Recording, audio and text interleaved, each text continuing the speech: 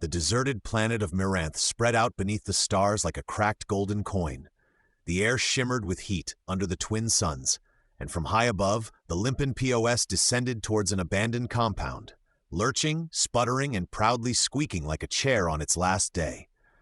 Inside the cockpit, Captain Gront Fublex broke wind and threw a half-eaten corn dog victoriously at the viewing screen.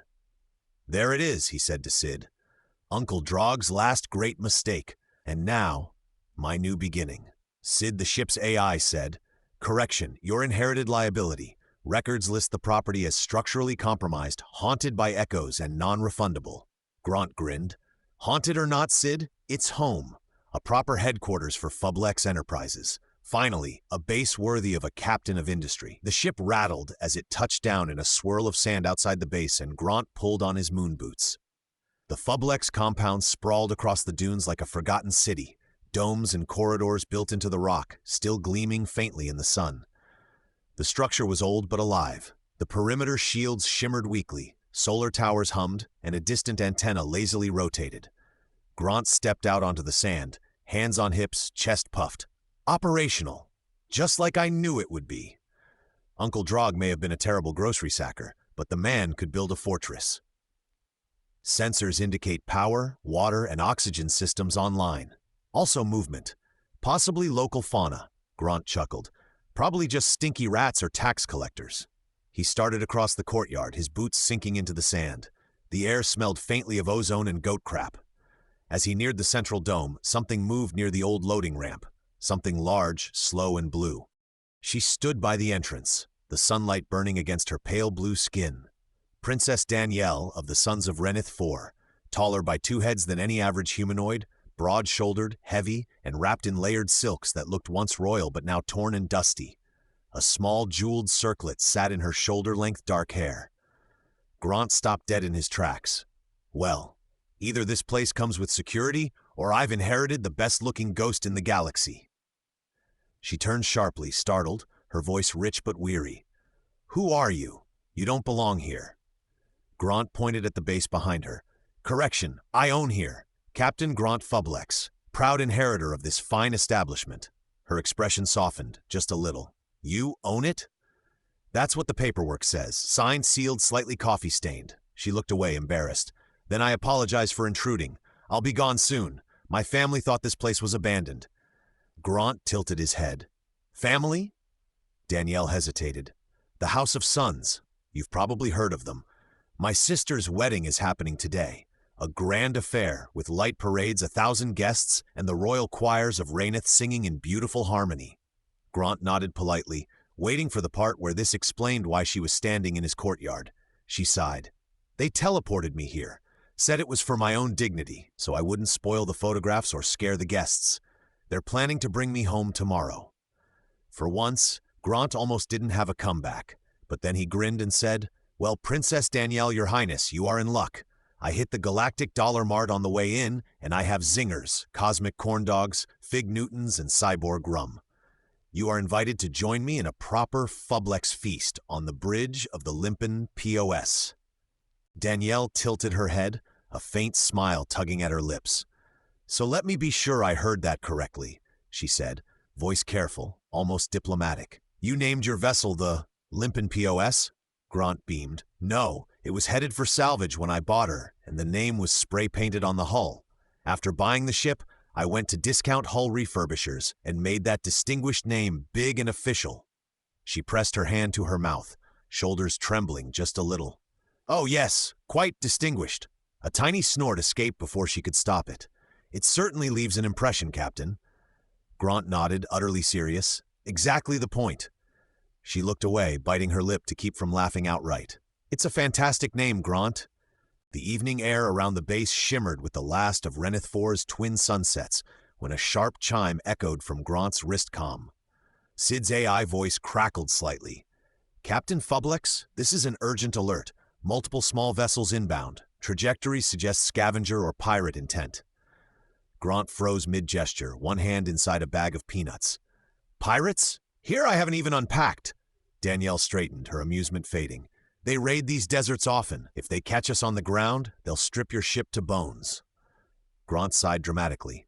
Every time I try to host a civilized junk food feast, the galaxy sends me company I didn't invite. Come on, Your Highness, let's get to the bridge. Inside the Limpin POS, the corridors hummed to life. Sid's voice filled the air, smooth and faintly smug. Sid announced, I've analyzed the incoming craft. Light armor, poor formation discipline. Your odds of victory would increase by 43% if you had, well, anyone else at all aboard. Gront slumped into his chair. Exactly what I was thinking, Sid. If only my crew wasn't sipping glow drinks and tanning somewhere far, far safer. Sid said, Perhaps not as far as you think. Gront blinked. Explain. Sid, since arrival I have accessed the compound's mainframe. It is surprisingly military grade. Using its long-range teleportation array, I believe I can retrieve your crew directly from their current coordinates. Danielle's eyes widened. You can teleport them? Sid, affirmative. Although given the signal lag, minor contextual inaccuracies may occur. Gront waved a hand. Do it, Sid. The Limpin POS may depend on it. A deep thrum shook the deck. Blue light arced across the bridge like lightning trapped in glass. There was a pop, a splash, and suddenly, Rin appeared, blinking under the harsh lights, wearing only swim trunks and a confused expression. Krell materialized next, dripping sunscreen onto the deck. And last came Nim, soaked, clutching a bright green pool noodle like a weapon. They all stared at Gront. Rin spoke first. What in the 9 suns, Captain? We were at the hotel pool. Krell squinted. Why am I wet? Nim looked around wildly. Where's the water? I was in the water. Gront clapped his hands together, grinning. Welcome aboard, gentlemen. As you can see, we're under light pirate attack. Sid teleported you straight to duty. Now that's efficiency. Rin blinked. You could have at least warned us. Time was short, said Gront, still beaming. Also nice pool noodle. Keep that. Might need it for boarding defense. Sid said, Captain, the incoming ships have entered firing range. Gront spun toward the viewport. Then let's show these scoundrels what a real 3-star crew can do. Everyone to stations, beachwear or not. The Limpin POS shook as plasma bolts sliced across the hull, sparks bursting from every loose panel. Outside the viewport, 3 small pirate craft darted through the dusk sky, engines sputtering like fireflies on caffeine. Gront dropped into his pleathered captain's chair, clutching a pack of Fig Newtons. All right, team, show them what a luxury-class death trap can do. Rin, still barefoot and sunburned, slammed into the pilot's seat, hands dancing over the controls. Engines hot. Taking us up. The ship's thrusters roared, kicking up sand as it lurched skyward. 2 pirate blasts slammed into the underbelly. Warning lights flashed red across the console. Sid announced, that was decorative plating only. No essential functions compromised. Krell muttered, eyes on the diagnostics. Stabilizing power flow. Routing to compensate for whatever Nim's about to blow up. Nim, still damp and wearing goggles upside down, grinned at his weapons console. Permission to return fire, Captain? Permission enthusiastically granted. Gront said, mouth full. Nim's fingers flew over the controls. The new plasma cannons roared to life with a blinding blue pulse. The first shot went wide, slicing a chunk off a nearby cliff. The second, however, hit home, vaporizing a pirate's engine in a single blast. Rin whooped. Nice shot. Beginner's luck. Nim yelled back, already lining up the next one. The Limpin POS climbed hard, its crooked wings glowing in the dim light. Rin twisted the ship into a wild corkscrew, dodging 2 more blasts and slipping behind the nearest pirate craft. Rin said, I'm lining them up, Krell. Give me every ounce of thrust. Borrowing power from the coffee maker, Krell grunted. You'll have 5 seconds of glory before caffeine loss sets in. The ship surged forward like a freight train finding religion. Nim fired again. 1 pirate ship exploded in a burst of debris and cheap parts. The other panicked and turned tail. Sid informed the crew. Enemy formation collapsing. Suggest we gloat while it's statistically safe. Gront stood, brushing crumbs off his shirt as the final ship vanished into the clouds. He looked at his crew, wet, barefoot, half-dressed, and grinned wide. You magnificent turd burglars. That was beautiful. Rin leaned back in his chair, panting. Guess we're finally getting the hang of her. Krell smirked. Don't tell the ship. It'll start expecting maintenance. Nim saluted lazily with his pool noodle. Weapons systems, functional if slightly sticky. Sid said, I will note this engagement as moderate success achieved despite culinary distractions. Gront held up a Fig Newton. Correction, Sid, inspired by culinary excellence. Danielle, standing behind the captain's chair, exhaled slowly. Her hands trembled slightly from the adrenaline. "I've never been in a battle before," she admitted, voice quiet but full of awe. "That was terrifying." Gront grinned. "Terrifying's the best kind of victory, Princess. You'll get used to it." She gave a shaky laugh. "I hope not."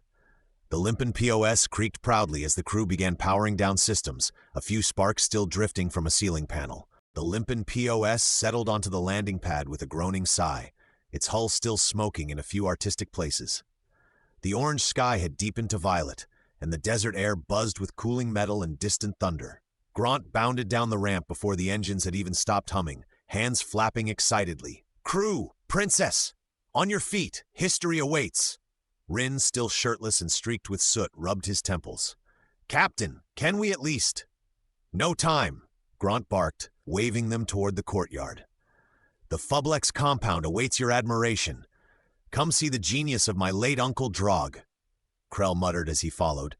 "If it's anything like the ship, I'm bringing a fire extinguisher." Nim jogged behind them, still dripping, pool noodle slung over his shoulder like a spear. "Does the genius include plumbing?" "Asking for personal reasons." The desert wind kicked up sand around their boots as they crossed the cracked stone courtyard. Ahead, the massive doors of the base loomed, ancient alloy plates etched with fading alien sigils, glowing faintly in the twilight. Gront stopped dramatically before them, puffing up his chest. "Behold," he said, slapping a control panel, "the doors of destiny." A groan of machinery echoed through the canyon. The doors shuddered, creaked, and then opened a single foot before grinding to a stop. Sparks popped from the console. Sid spoke over the captain's wristcom. "Captain, I believe the Destiny doors require lubrication." Gront frowned. "Minor detail. She's just warming up after years of neglect." Danielle, still in awe from the battle, folded her arms and smirked. "You're sure this place is operational?" "Operational?" Gront grinned, squeezing through the gap. "Princess, this place is a marvel of engineering." Inside, the lights flickered to life one by one, revealing vast corridors of faded grandeur. Control stations lined the walls, half-lit displays humming faintly. A giant holographic projector sputtered in the center, showing a spinning star map that occasionally glitched into advertisements for long-defunct snack brands. Gront spread his arms proudly. "Look at this! Structural integrity at 80%, power grid fully active, and, wait for it," he slapped another panel. A vending machine lit up beside him and dropped a single, ancient bag of chips with a clunk. "Unlimited rations," he said triumphantly, holding up the dusty bag. Rin took one look around. "So it's a haunted warehouse with snacks." "Haunted brilliance," Gront corrected. "My uncle's foresight is unmatched. Sid, confirm that this base is equipped with amenities befitting a galactic empire." "Sid, amenities include oxygen, gravity, refrigeration, and 17 toilets in uncertain condition." Nim brightened. 17? That's 17 more than we've ever had at once." Danielle looked around the massive chamber, her expression softening. "It's actually impressive," she admitted quietly. "Lonely, but impressive." Gront turned toward her, suddenly more subdued. "Not lonely anymore," he said, before quickly covering it with bravado. "Because it now serves as the official operational hub of Fublex Enterprises," Krell snorted. "Do we get business cards for that?" "Absolutely," Gront said, "as soon as I find the printer." The crew laughed, their voices echoing through the halls as the base lights dimmed to a soft golden glow. Outside, the stars blinked into view above the desert. Sid said, "Captain, shall I record this moment as the founding of the Fublex compound?" "Record it as the dawn of a new age, Sid. A brighter, louder, and significantly less coordinated age." Danielle shook her head, smiling despite herself. "I've made some questionable choices lately," she said, "but I think this one might turn out to be the most entertaining." Gront grinned, proudly gesturing at the flickering ceiling. "You see, Princess, the Fublex name still means something. Sid, specifically, handle with care." The crew laughed again, and for once, even in the crumbling, echoing halls, it felt like a home. Gront looked at Danielle with longing eyes and said, "Tell you what." He rubbed his chin. "How about you stay as caretaker? Rent-free. Keep the lights on while I'm away chasing glory and bounties. You get food, shelter, air conditioning, and my company every now and then when I crash something nearby." Danielle laughed for the first time, a deep, genuine laugh that echoed through the empty courtyard. You're serious? Always serious when it comes to free labor. I mean mutual opportunity. She shook her head, still smiling. You're an unusual man, Captain Fublix. I do appreciate your offer, Captain, truly. But the Sun Clan will come for me soon. I know how this works. After the ceremony, after the pictures are taken, I'll go back to the castle, to my rooms behind the kitchens. It isn't so bad. Gront studied her face, trying to think of something wise or at least convincing. All he managed was, you deserve more than a hallway and a door that locks from the outside. She smiled faintly. That's kind of you. But comfort is hard to leave behind, even if it's a cage. It was at that exact moment a series of soft tones came from Danielle's wrist. That's it, Danielle said. That's the alert to let me know I'm about to be teleported home. Gront and Danielle grabbed each other's hands. Gront, you have truly made my day special, by far more fun than I'd ever have at a stuffy old wedding. As a spinning blue column started enveloping Danielle, Gront said, You pretty okay too, Daniel-son. As Danielle disappeared, Gront observed the rest of the crew exploring the new base and heard a toilet double flush somewhere. Ah yes, Gront said. A base fit for Fublex Enterprises.